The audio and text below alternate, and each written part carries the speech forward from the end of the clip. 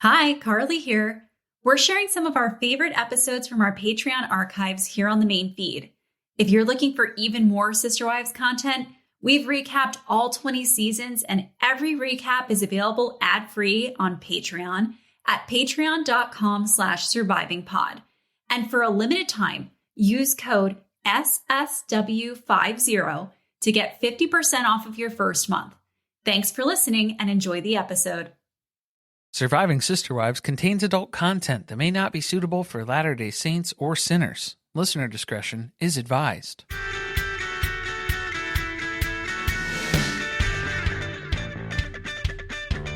Hello and welcome to Surviving Sister Wives. I'm Corey. And I'm Carly. And this is Sister Wives, Season 13, Episode 2, Sister Wife Secrets. Secrets on secrets. At first, I couldn't remember, was there a secret in this episode? There's a perceived secret, but it's not actually a secret. Maybe it's a Cody kept secret. Maybe that's what we should call it. Yeah, it's not really sister-wife secrets. Cody fails to communicate and accidentally creates a secret. This is our first time back in the Sister Wives universe, as it were. And this is all the way back to Season 13. This was back, feels like ages ago. And it was a very different time where all of the adults could still go through different phases of being heroes and being villains, which now I feel like we are very clearly defined in our roles, and I don't think that that's going to adjust or change anytime soon.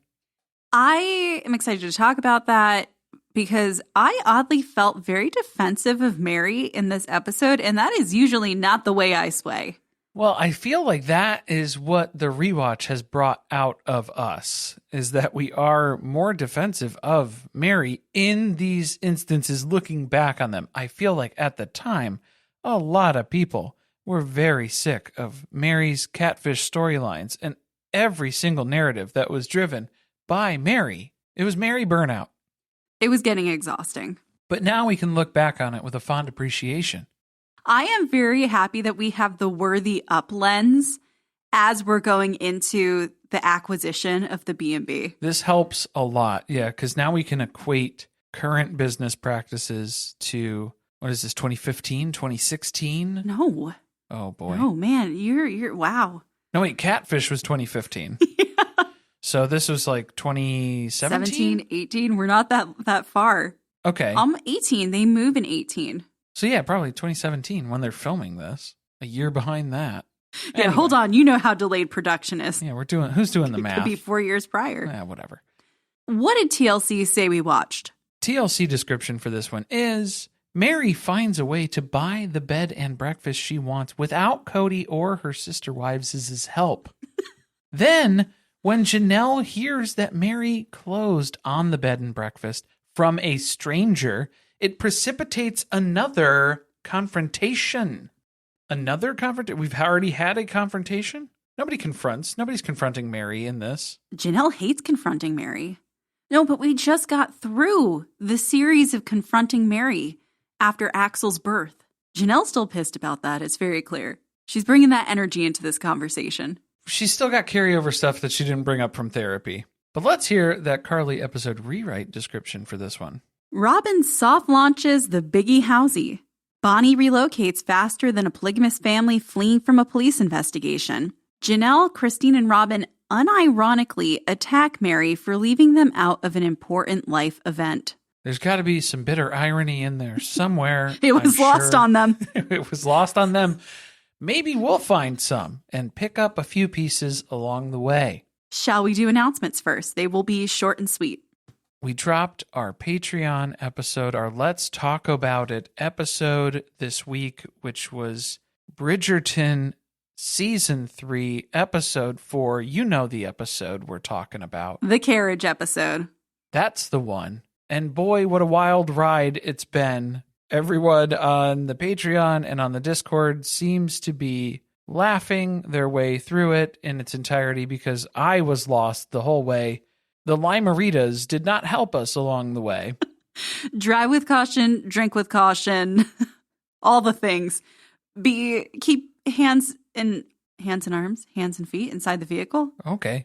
You know what? I'm still confused coming off of Rachel Lee Cook. Oh, okay. Yeah, because your guess was different guess on the episode. We were very, very confused through a lot of this episode. But that's okay. You can find that and more content, access to our full recaps archive over at patreon.com/survivingpod. And remember, every $1 you pledge just makes us a little bit more successful than My Sister Wife's Closet, maybe even Meri's B&B. I feel like you're going to have to add Worthy Up to that list. And Worthy Up. I think it's just the Brown Family Collective businesses in general. You are helping with that. But more specifically, My Sister Wife's Closet, because we know a few of the actual numbers on those trunk shows. We were in the negative. Throttled in the red. All right, let's go, because this is a long episode, and we shift gears quite a few times. Yeah, so the first part of this episode, we're doing sort of a park day, because we still have Meri's catfishing pal, Christy, here for a visit, because Christy was recruited by Meri as a backup, because I think her initial catfishing friend wasn't able to join her in person. So she roped in somebody else because there's a lot of catfish in the sea. And so there are a lot of victims to that catfish. But the park that they're going to is covered in goose poop and bird feathers. Peacocks. Oh, peacocks. According to Cody, they're peacocks. Are peacocks native to Las Vegas? Do they just roam in parks in the wild? No, I think you're thinking of the flamingo. But that is an establishment. Flamingo. That's an establishment. That's not an animal that you would find in the desert natively. I guess the concept of this is to have a picnic that involves Buffalo Wild Wings. Well, yes. And then a lot of vocalized concern about salmonella. But why are we eating a food that requires you using your hands in an outdoor environment? Covered in bird poo. Yes. And I wish we had half as much concern about the salmonella threat in this park today.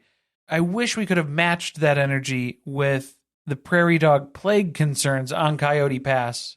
When the children were just eating handfuls of dirt? Yeah, at any time, but specifically that one in particular.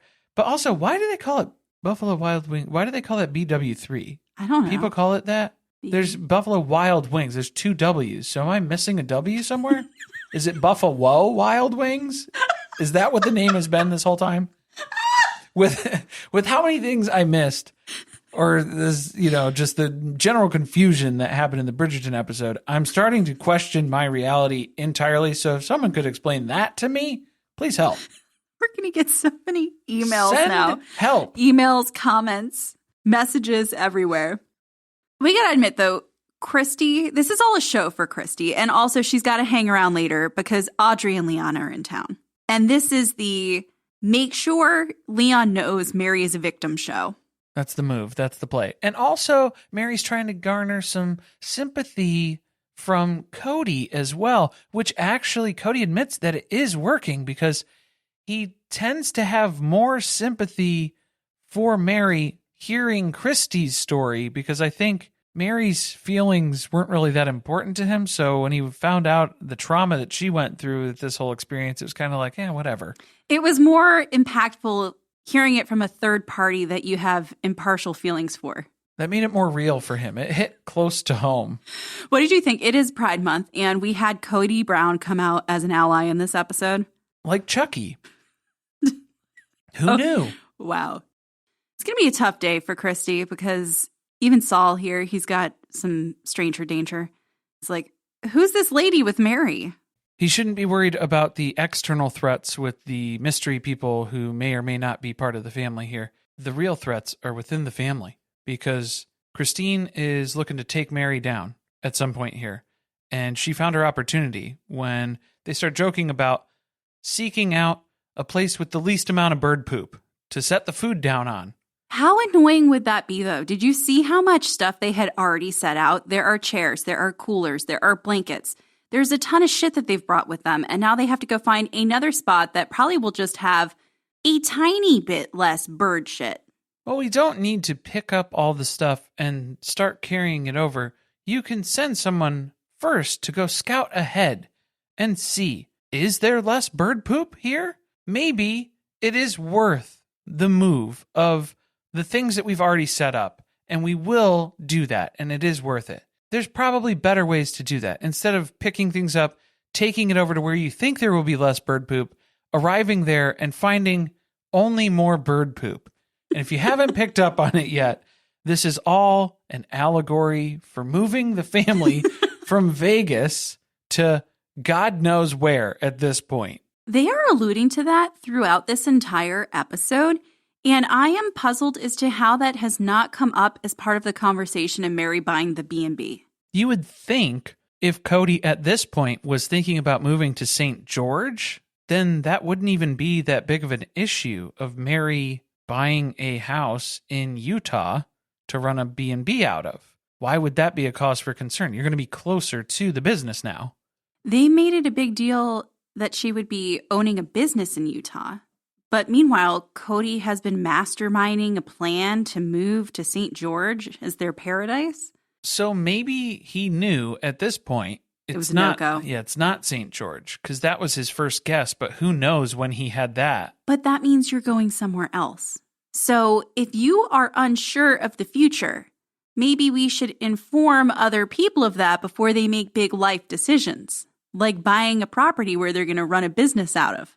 I think Cody realized at some point that Meri wasn't really going to be doing too much work in here. This is mostly just a Bonnie project that she's going to hire some other people around to help. I think this is his way of getting rid of her. And I think, this was going to be kind of the nudge out the door to help Meri realize that she's better off without the rest of us. All right, so back to the bird poop park.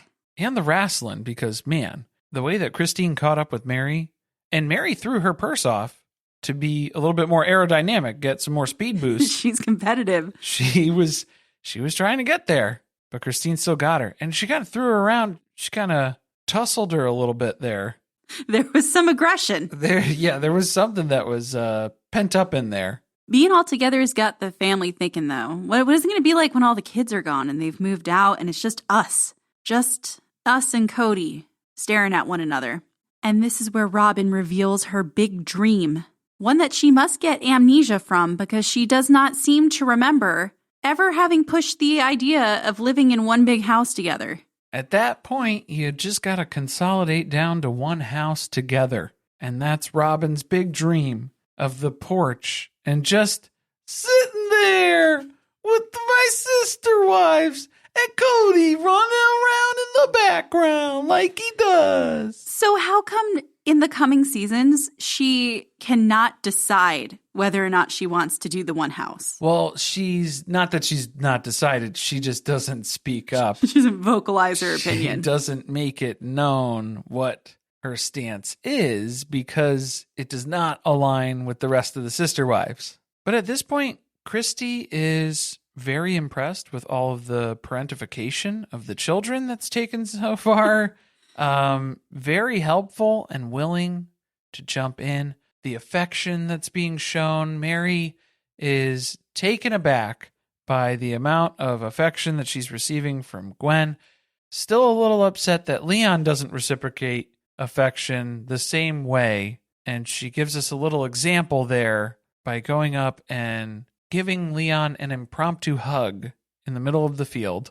Did you see Cody trying to retreat into the cushions and the couch as Meri was talking about what a touchy-feely person she is? No, I did not see that. He did not want to be part of the conversation. It was just his top bun sticking out from between the cushions after that. It's the Homer Simpson gif in the bushes. Well, I mean, with the amount of hugs that Meri needs to survive and then also thrive, we've seen those numbers be thrown around anywhere between 12, 18, 20 hugs a day that she requires. And I don't think Cody's willing to give those up. He can't remember the last time he touched her or wanted to touch her. So basically nobody in Meri's life wants to be affectionate with her, and that's what she's realizing. It's terrible. But we're going to play some Ultimate Frisbee. Ultimate Frisbee those bad thoughts away, because what bothered me here, though, I'm going to have to call it out, is that Christine was correcting Robyn about the difference between Can Jam and Ultimate Frisbee. But at the end of season 18, Christine herself was very confused because she was talking about how they were going to play Ultimate Frisbee, but they were actually playing Can Jam. Was that a subtle dig at Robyn at the end of season 18? Or is it just lies and deceit? I don't think anyone is as invested in correctly naming the games as you are. It's more so, just about the Can Jam functionality here, I think. There was a passing thought from Cody on the whole Christy catfishing situation and what he's learned from it, which involved family being important because family helped pull Christy out of the situation. And he thinks that Meri needs family to rescue her from this catfishing situation.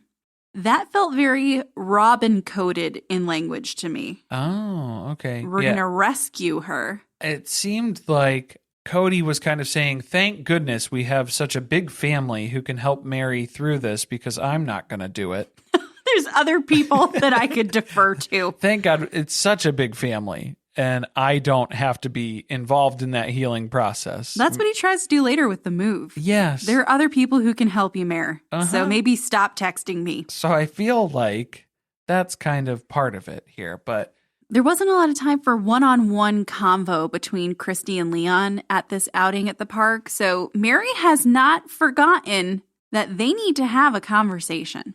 She is pushing this convo wholeheartedly here, and the catfish situation has kind of made things a little bit rough between Meri and Leon, if you couldn't recall. Just like Meri's wardrobe, it's a little rough. We got... You're really not loving the white stitched denim, are you? It's the denim with the white stitch and a little like My Little Pony sort of looking shirt. Well, that's because she's wearing all of the LuLaRoe merch that she's selling. Just kind of fell out of the box and right onto her back. So here we are. The catfishing pals are catfishing Leon and Audrey to come over and talk about the catfishing. They weren't upfront about what the conversation was about? I don't think that they told them what this was going to be about. I think it was, we should hang out and talk and get to know each other more. And then actually we're going to dive in deeper on this conversation that you don't want to talk about. If Leon doesn't want to talk to you about it and you're their mother, why do they want to talk to a complete fucking stranger about a very personal and traumatic situation? Well, that's the trick here is that this conversation isn't for Leon, even though Meri keeps telling us this conversation is for Leon.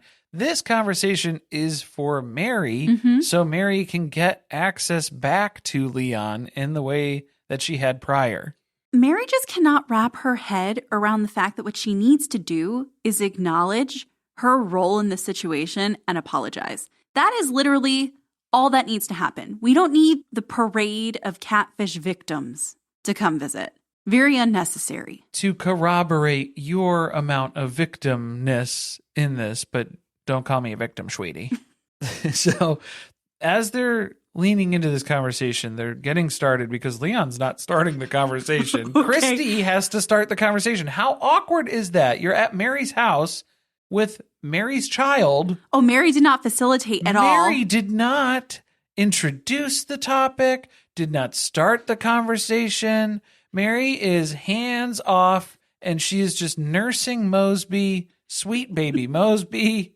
I did really laugh hard at Leon's approach, though, because this was very Michael Scott. I declined to speak first. It was working. It was for a little bit, but then Christy does break the silence and starts right in on, yes, this is a catfishing conversation, believe it or not. Some of the verbiage that starts getting thrown around, though, I think Leon should probably talk about this more, even though they really don't want to talk about this, because Leon keeps talking about moving on and moving past this and putting it behind them. But I feel like that's just ignoring it and stuffing it down. Like nobody has fully processed what actually took place. Perhaps, or it's that revisiting the topic with Meri is never going to be productive.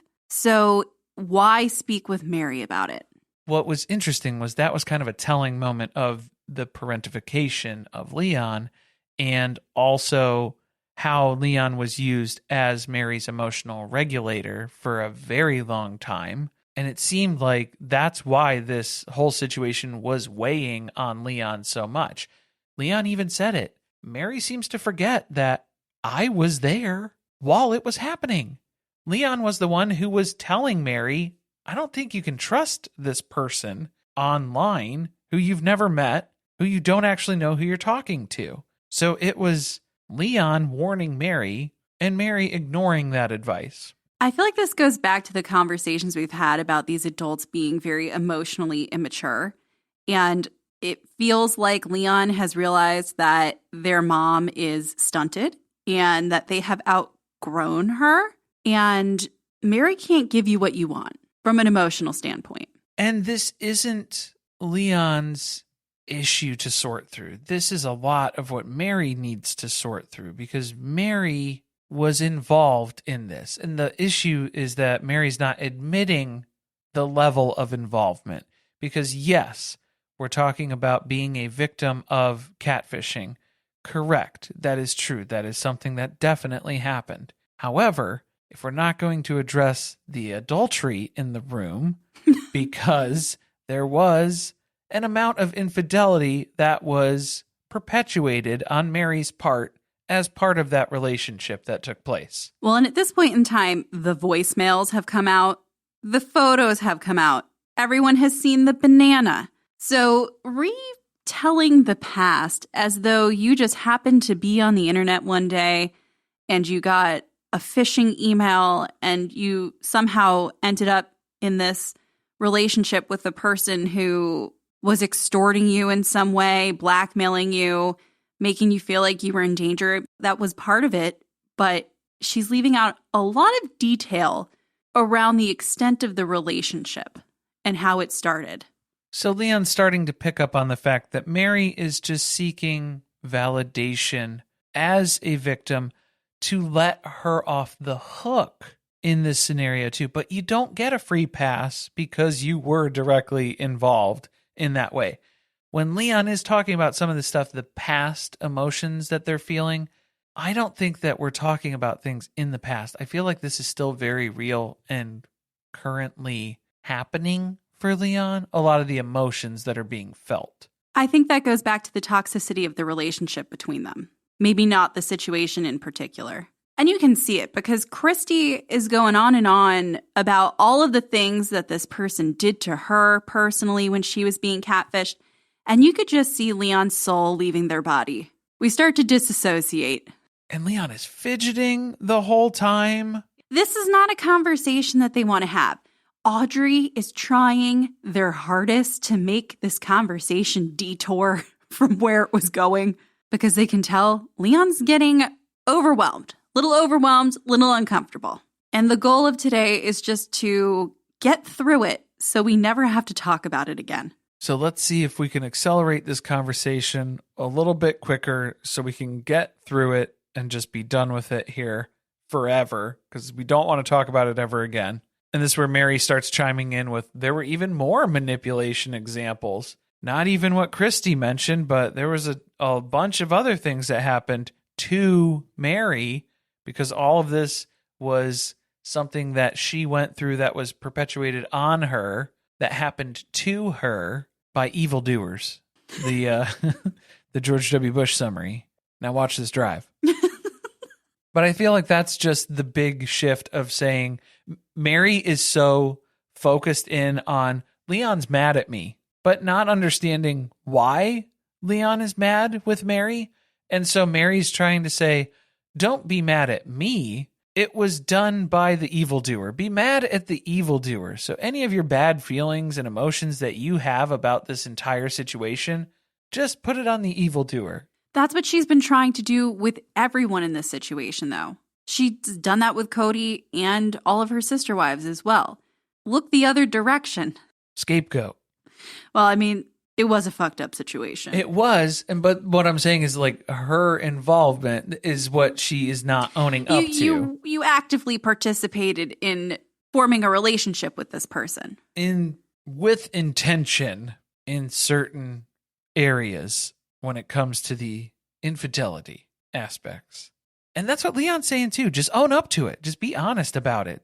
If you want to talk about it, let's talk about it. But I feel like we're still dancing around this and it's just diversion and deflection. That is the perfect way to end this conversation because that's how we're going to get out of talking about this more. It happens to be Isabel's homecoming. Thank God, because we need an excuse to get out of this living room. Yeah, so Cody barges in because I guess he still has a key for now. Maybe the door was unlocked. I think she's leaving the door unlocked. Yeah, hoping. Well, he was just happening to swing by. I guess he accidentally went into the wrong house because he was trying to go over and check in on Isabel for her homecoming. He got disoriented in the cul-de-sac. He's too many laps in the cul-de-sac and he forgot which house he was coming into. So, whoops, it was Meri's by mistake. What's going on in here? Well, you guys want to go check out Isabel? And Leon and Audrey are jumping off the couch. They're like, yep, let's get out of here. All done with this conversation. Do you think they planned it? I don't feel like Cody would be able to execute something like that. No, you can't count on him to just pure time luck. that out. Yeah, this was just an opportunity that arose and they took it.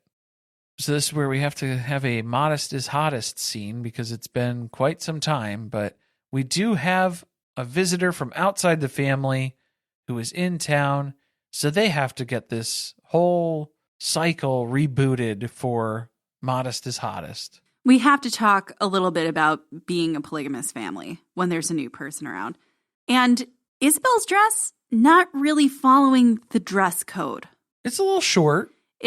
It's short. And I'm not saying it's got a little open back. I'm not saying it's inappropriate. I'm saying for the way they represent themselves in terms of the expectations of modesty, it does not follow the rules that they would have preferred. But to reiterate, she's not going to a prayer meeting. She's going to a Vegas public school homecoming dance. We dress for the occasion.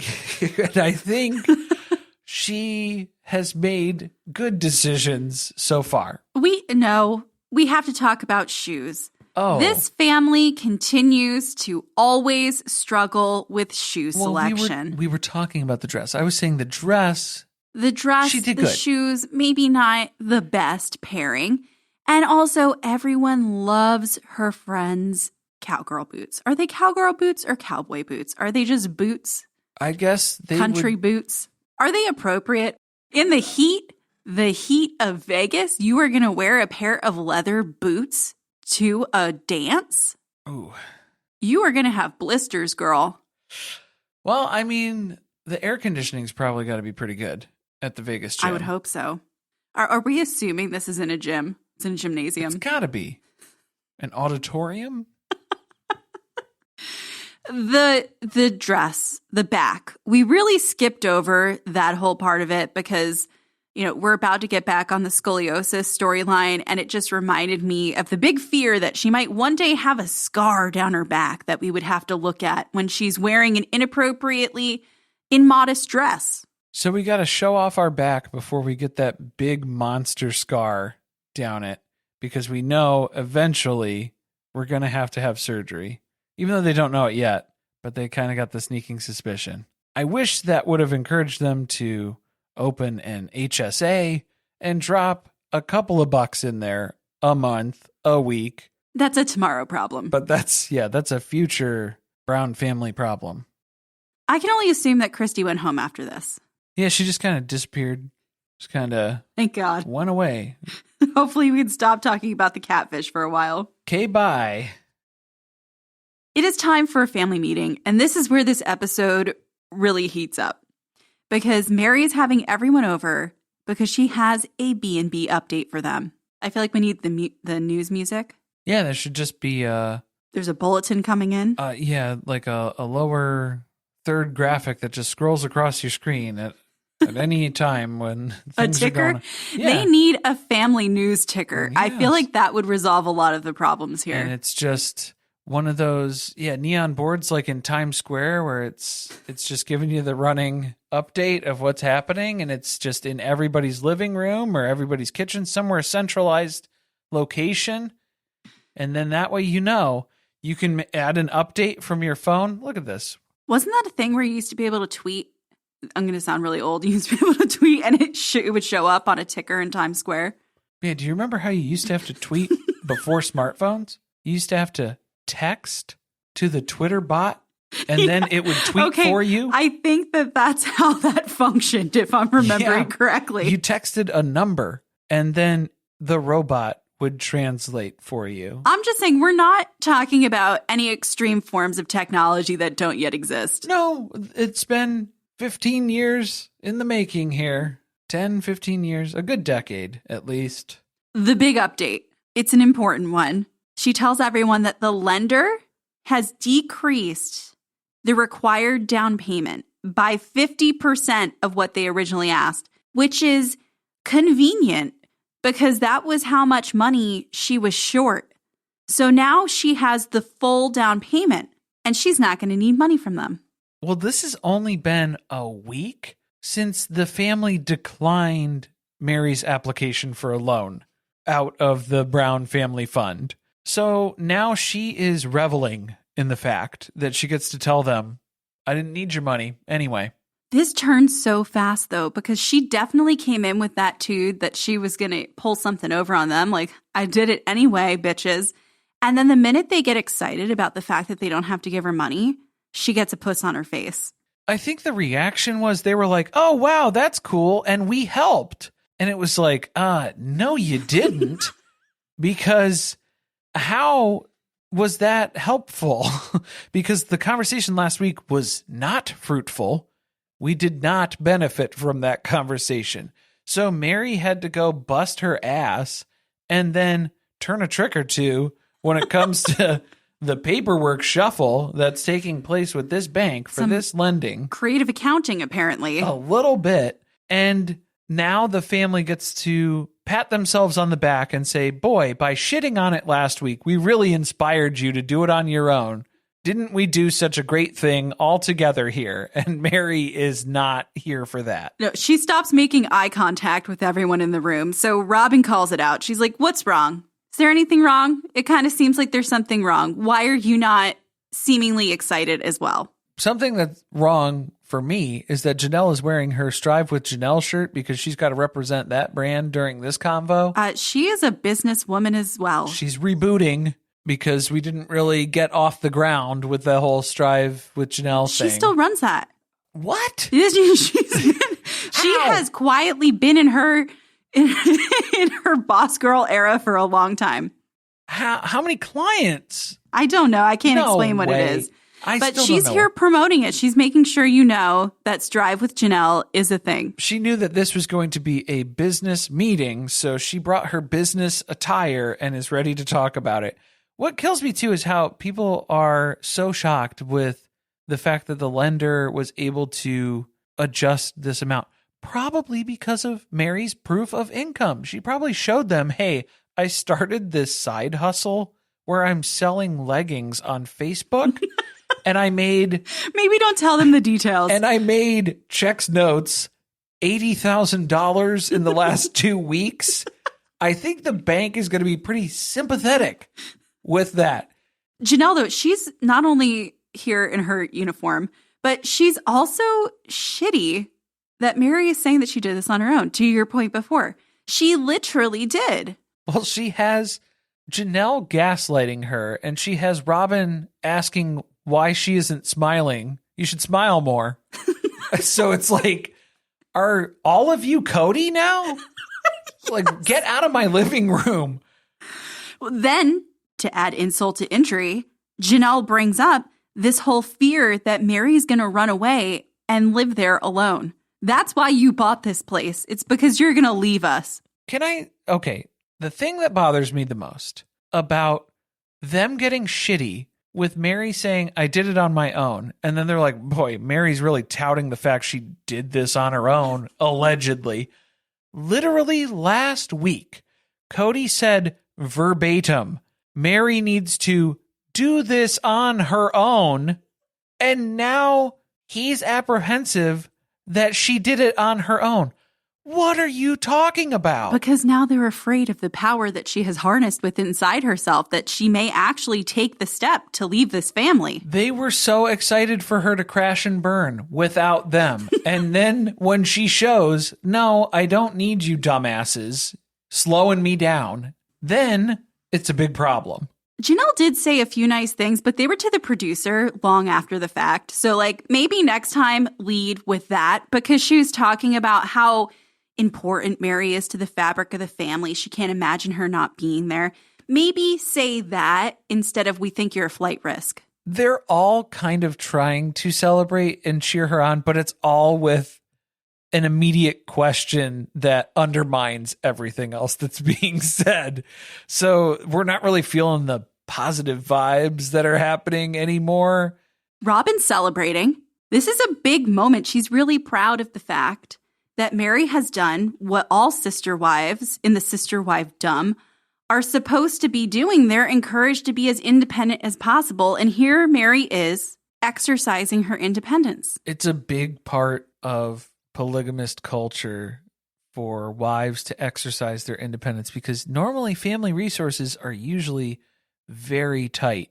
And there's a scene missing for Robyn's examples of her independence and flexing those muscles and not being a burden and a drain on the family bank account. Well, Robyn thinks that going to TJ Maxx at 1 p.m. in the afternoon on a Thursday is achieving independence. And only leaving with one bag of stuff. She went alone. She made the trip. Well, she paid for a nanny, so then that's a financial drain. But with the amount that Cody makes per hour, it would be stupid to not pay somebody to watch the kids. So they all leave. And the best shot of this whole episode is as soon as the front door shuts, the camera pans to Meri's face. She's so shitty. She's so grumpy. You know why, too? Because Janelle had an impromptu sister wife hug suggestion before everybody left. So I'm sure that really burned Meri up, too. You got to hug all these dum-dums before you kick them out of your living room. She needs that many hugs to survive. That doesn't count as what this is, like -5 hugs on the hug total now. She's going to have to go find Mosby. As soon as the door shut, she's like, I don't really know if they were happy for me in a genuine way, or if they were just happy because they don't have to give me money now. They were happy by proxy. So, I mean, as long as they're happy too, and then they're off my case. She didn't get to say what she really wanted to say, which was, fuck you guys, thanks for nothing. I think that's what Meri wanted to say. That was how she meant to start the meeting.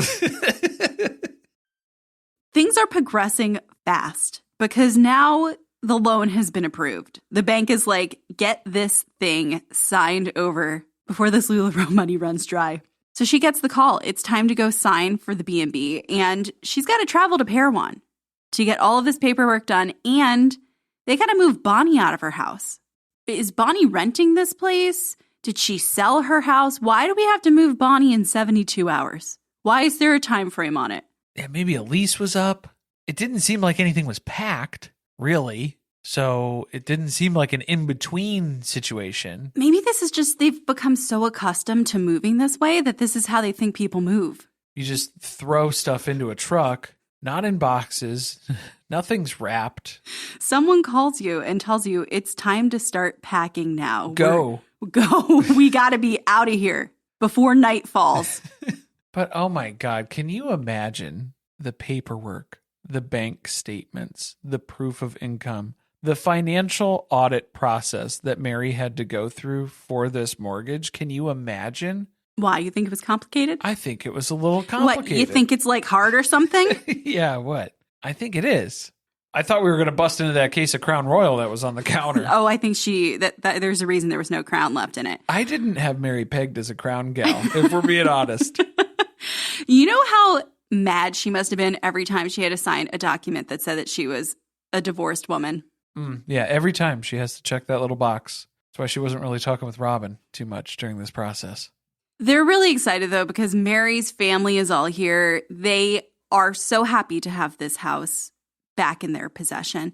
And we find out this has been a dream of hers for 25 years. As long as Cody's known her. If she had to put a number on it, 25 years.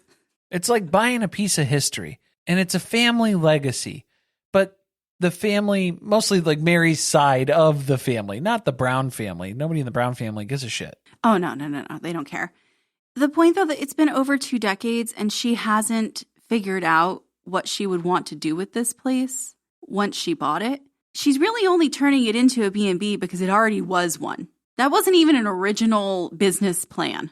Yeah, so maybe the dream was just to acquire the house. That's it. The beginning and the end. Yeah, just start and finish. So now the worry becomes, well, now you have to book guests. There's a business to operate. There's a couple of concerns here. Meri is basically going to be the age that Bonnie is at the time of filming when this thing is paid off. So she's got a little ways to go, but I'm sure she'll come up with some sort of strategy. That must have been right around the time when she was planning Worthy Up. That was about 7 years ago, right? So she says that the dream was born. But, running businesses in an organized and well-planned fashion is not really their strong suit. And we're seeing that the lessons just are never learned. We just repeat history over and over again. Just kind of keep failing forward. That's the goal here. Failing upward? Is that what they're doing? No. You can fail forward, yeah. She keeps failing upward into another tax bracket, and I'm not exactly sure how she's doing it. It just keeps happening.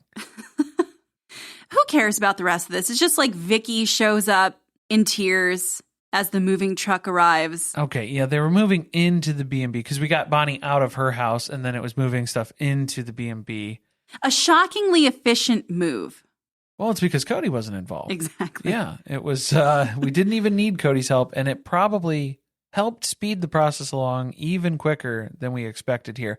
I will call out one thing. I know it was supposed to be a very emotional and heartfelt moment when Meri was arriving at the B&B. She was signing over the paperwork. Vicky was handing over the keys. But the backing music on this scene sounded so much like the Happy Place song from Happy Gilmore. Like, strikingly similar. I don't know if it was intentional. I was kind of half expecting Chubbs and the alligator up in the sky above the B&B, waving down.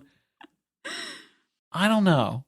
The music cues on this show are not always on point. Was this episode produced by Adam Sandler? We can't say for sure. But boy, didn't that closing process remind you of us closing on our house? Wasn't that just shot for shot exactly what happened? No. A heartfelt embrace and handing off the keys. And take care of this house the way I took care of it. Yeah, we were so... Love it as much as I loved it. We were so shell-shocked on the drive to sign for the house and getting the keys and going back to it that there was a lot of regret that day. Yeah, let's say the buying experience has changed since COVID. I would say that. A lot of moments of panic. Janelle is in a panic. Was this staged? It seemed like Christine already knew because she flies through the back slider. Have you ever seen Janelle come through the slider of Christine's house? There's a lot of people entering from back sliders in this episode because that's how Cody barged in. Well, Meri doesn't have a slider. No, Meri I will not have sliding glass doors. Never. I told you that from the beginning, Cody. Right. So 25 years ago. This has been...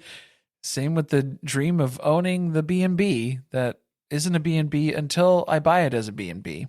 But now it's back in the family, so that's good. No, yeah, this seems like Janelle had to catch us up to speed. She already texted her. She already knew the whole story because she walks in. She's like, am I overreacting? It's like, girl, you are. You are. You are. She was at an amusement park that she can't name. In California. And some strangers happened to come up to her. They were from Parowan. What a coinky dink. And they started talking to her about how Meri just bought the B&B. I guess this is the talk of the town because that's how small this place is. That everyone knows that Meri bought this place. The deal's done. And now it's the talk of Magic Kingdom. Not only that, but these women said that they're going to be going out to lunch with Meri. And it's going to be a lot of fun. And that is where Janelle lost me because, bitch, we know you hate a lunch date. Now you're jealous? Janelle would like an invite so she can politely decline it. This is how we operate. Then Maddie asked her if she could babysit Axel while she and Caleb helped Meri move some furniture. So the pieces are all coming together. Not only does she now own the B&B, she's already moving stuff there. She didn't tell us. But if she was talking to Maddie about it, then doesn't Meri assume that Maddie's going to be talking with Janelle about it? So then how would you slip up in that way if you're trying to keep this secret? Why would you be talking to Maddie about helping you move stuff? It's not a secret. Are you sure? It seems like it's a conspiracy. I'm pretty sure that you guys were late to a party that you already knew was happening. You guys didn't care. And that's the bigger part. Even if you'd been included, you wouldn't care. So she and Christine decide it's time for a family meeting. We need Meri to come over here ASAP to be confronted about this. To be fair, they are looking at it from the lens. Janelle is seeing this as Meri doing Meri shit, the petty bitchy stuff that normally happens when she didn't get her way. She asked us for money. We said no. And so then a week later, she rubs our noses in it and says, look what I did without you. You were no help at all. I did it all by myself. And now she's continuing to do stuff all by herself out of revenge and spite for the rest of us because all we did was shit on her in the entire process, which should probably provide a little bit of clarity. I feel like we really need to go to see Nancy. Nobody's talking about this. Maybe that would be an appropriate time to go to therapy. But no. We're going to talk it out on the couch. Cody comes over. He is fucking clueless and also becomes extremely triggered when Janelle is comparing their family to a small town that gossips. She's like, look, I heard the word on the street. Secrets are coming to light. You can't say things to people and not expect others to hear it. Well, there were a couple of things that I got hit with, which hindsight on rewatch were amazing to see because Cody came busting through the door where he had a stupid joke. If you want to call it a joke, it wasn't really a joke because he got the text from Christine that he should come over so they can talk. And he was joking about how he wanted to say, no. He did say that. He literally said in the exact same way. No. Because you're not listening. So it was like to hear that in that context, completely different. So I was like, oh, man. Okay, someone needs to take that sound clip and do the same thing on TikTok. We're going to make it the song of the summer, and we need DJs to compete to make it into a club remix. Oh, God. No? Okay. So it was then getting everybody up to speed. And then, for Cody to say, our family doesn't gossip, with such conviction to correct Janelle on the fact that the family is gossiping. Our family does not gossip. So to hear Cody say that in this context, what a difference a couple of seasons makes. Can we have made this more awkward? Because Janelle just turns to Meri and goes, so I think you have something to share with us. Not really, because Meri already told Cody about this and he was supposed to tell everybody and he didn't. So at that point, when Meri explains that's the situation, I thought to myself, everybody in this room better steer their anger at Cody now, or I'm going to get upset. We got upset. I got upset. No, instead they decide to all pile on about their feelings and how they were hurt that they didn't get to be more involved. See, the problem is Meri told Cody that this is something that he should tell everyone about. This is big news for the whole family. What she should have said was, this is a secret. This is between you and me. Do not whisper this to another soul. It could cause a lot of problems if my sister wives were to know about it. And then that news would have been everywhere. So you got to know who you're telling here. And you have to kind of frame it that way of the information that you're going to be sharing with him and where you want that information to end up. Meri is shell-shocked. She cannot even believe that she's being attacked like this right now because not only did she tell Cody to please share this information with everyone, she was a little busy because she had to do this in 72 hours. And she asked Cody to help her and he said no. Okay. When she ran down the list of all the stuff that she had to do, because she had to go sign the papers, she had to pack Bonnie's house up, move everything into the B&B, then get back to Vegas and then prepare for, apparently there was another family trip that was taken. Was that the Disney one? Oh, I don't know. That's a good question. Because then how are you going to be on this vacation with Meri, find out about it when you're talking to people from Parowan, hearing word on the street, and then not say anything to Meri while you're on the vacation with her, and then get shitty about it when you get home? So this seems like either a rehashing conversation or something else. But when she went down that whole list of stuff, what then really got me in the end was Cody saying, well, I couldn't help because I had been scheduled to work. He'd been scheduled to work at his job where he is self-employed. And he cannot be bothered with that schedule. He makes his own schedule. The man makes his own schedule. He had been scheduled to work. But Cody took it as, oh, Meri took this personally because if Cody can't help, then nobody else is allowed to help. I don't want help from anyone else. Meri only wanted help from Cody because this is a cry for help move. The B&B purchase in general, it's such a loaded conspiracy theory from Cody, just out of nowhere. Well, then they force her to have to go to an awkward place and say, I didn't ask any of you to help me because you have kids. And to be honest, anytime I ask you to do pretty much literally anything with me, you say no. So I just kind of figured since you hadn't asked me about the B&B and it didn't seem like you cared and you always tell me you're busy, maybe I'd just do this one on my own. It didn't seem like there was much investment. So the perception from Meri's side was nobody else would really care to help if I did ask for help. But then also, if you put the timeline into consideration here, it's only going to complicate things the more people you involve. Especially, I don't know why she went to Cody first. That is very brave and ill-advised. For help with a move? Helping with a move with 72 hours notice? No, in which you need things to be very uncomplicated. How did that go last time? Not so good.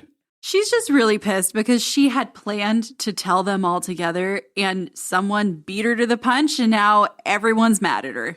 Well, I just love how defensive Robyn gets about the fact that Meri extends invites and is met with rejection constantly, because that is a story that continues to be the trend season 18. through COVID, through current seasons and iterations of the show. That has been very consistent, where Meri will ask the family for help and is basically told, you're on your own, kid. Good luck. Or not even just help, wanting to be included in plans. Hey, would you like to meet up and do something together? Not Robyn. And even in this case, because Robyn's trying to play like she is shocked and appalled. Like, how could you even think that she wasn't invested, even though she hasn't asked about any status updates on how things are going? She hasn't talked to Meri about it. There's no other involvement from any side of it. Janelle and Christine, they're kind of making their offers, but it just seems like afterthoughts. It seems like empty gesture offers at this point, because they're like, well, we're still here to help if you need it, as long as I'm not too busy and I don't have a million other things going on, which obviously they do. And it's a task that's interesting to me because I would really like to help you decorate, but anything beyond that, I don't really want to do. I don't want to like move stuff. That's really not my thing. The best part was when Christine said they could still celebrate the closing, even though everybody's feelings are hurt now. It could still be really fun and really great, and we can really celebrate what you achieved here. Well, it's just excuses that are being thrown back and forth from everybody involved, because Meri already listed her stance. I didn't involve you guys because it didn't seem like you were invested. And then they have to counter, of course we were invested. You should have invited us. So that's the standstill that we're at. And it just keeps going back and forth like that. But for Christine to call out specifically how this should be a celebration, however, it's like this totally sad thing now. It's kind of like, remember how you suck the fun out of every room, Meri? Remember that conversation that we had? You did it again. It's kind of like that. You're very consistent in that way. Look, Meri is not wrong in this conversation because she's getting frustrated. She feels like no matter what she does, it's wrong. All she does is spend her time trying to defend herself to these people, and nobody believes what her emotions are or how she feels about anything. And then they're questioning why she's getting upset after they've berated her. Well, and it's just so easy to, after the fact, say, I wish you had invited me, Meri. That's kind of just a cop-out sort of approach to this, to make it seem like you had been invested the whole time, when clearly none of you have been invested in this. Oh, the cherry on top was when Robyn turns to her and has the nerve to say, Meri, you'd be upset too if I got you emotionally invested in something and then left you out in the end.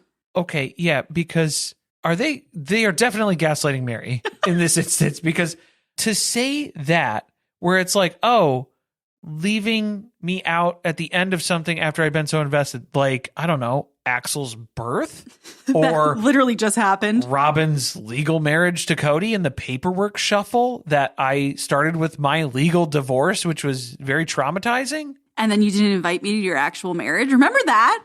Those little things, those little... Just two small examples. things that have happened in the last season and a half. So I will say, Meri telling everyone repeatedly that she has done nothing wrong, not helping the case. when everybody else is going immediately to defensive mode and wounded, and that's how they're playing it, you cannot then berate them and say, well, I didn't do anything wrong, so I have nothing to apologize for, and I don't feel bad about it, and I don't have any regrets. It doesn't tend to go over well. What was Cody's stance on all of this, though? He's so vague. No, vague. I thought, who is this man? He said, sometimes you just gotta admit that you're wrong, even when you feel like you're right. You just gotta say you were wrong in the situation. Well, I feel like he did used to do that a lot with his wives. And Used then to. he stopped. Very quickly stopped. I think he was just upset that most of this conversation was not about him, so he did have to interject at some point just to get some airtime, just to remind everybody that he's still here. I'm like not even sure how this conversation ended, because Robyn is just like, I hope she knows that we're really invested now. And then Meri's just like, yeah, so if you guys ever want to stop by and stay at the B&B, you can stay in a room. And Christine makes a joke about how it's haunted, but We know she'll it's take not. her up on that. Yeah, we know it's not. It's not. Well, I mean, It's haunted. We know that it's not haunted. It's not haunted. Yeah. It was, and Janelle and Cody definitely took Meri up on the free bed. Eventually. It took quite a few years, but when they went to go buy that fifth wheel during COVID, came in handy. We got one more scene in this episode, which I felt like was unnecessary initially, but the comedy that it added to the complaints about not being included in the initial move and the whole thing of the B&B, you all are just proving exactly why including you just gums up the works. This is justification on Meri's part, and I would list this as Exhibit A for her case. Definitely.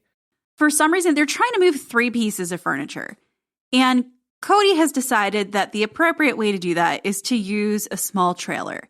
But this trailer is all locked up, and they're going to have to figure out how to get it unlocked so that they can hitch it onto the car.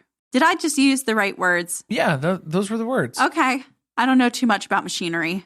Well, it's not really a machine, but yeah. Okay, yeah, he had keys, he had locks. Mm-hmm. None of the right keys to the locks. Well, I think he had the right key, allegedly. He was saying that he had the right key, but then the mechanism had rusted up, seized up on him. You need some white lithium grease. That's what you need. You got to lube it up. How long have they been living in these houses? Just a couple years, huh? And the trailer's just gone by the wayside.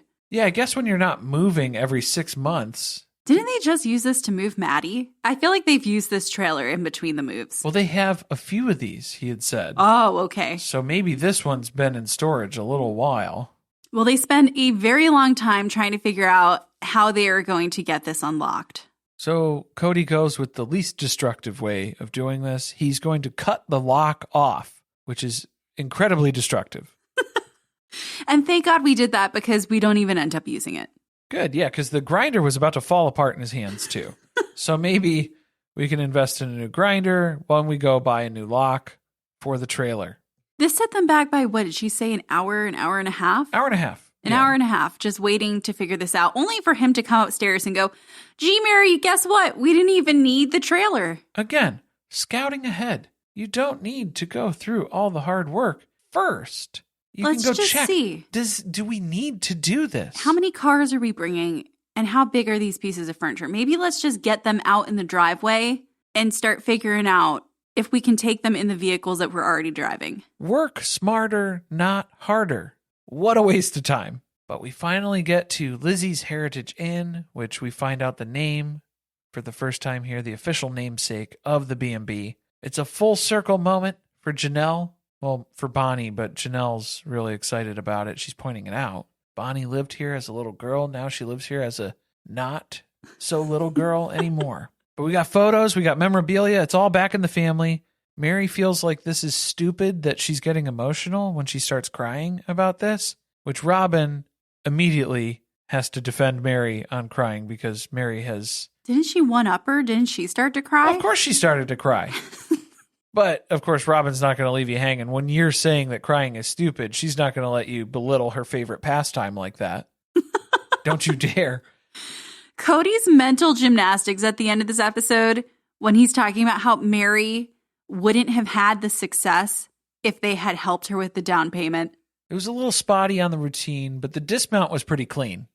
His mental gymnastics. I was riffing your bit. I gotcha. Yeah. I didn't pick up on the gymnastics. That's okay. Okay. Yeah, but Cody's basically patting himself on the back for not helping Meri because that was the best thing he could do as a polygamous husband.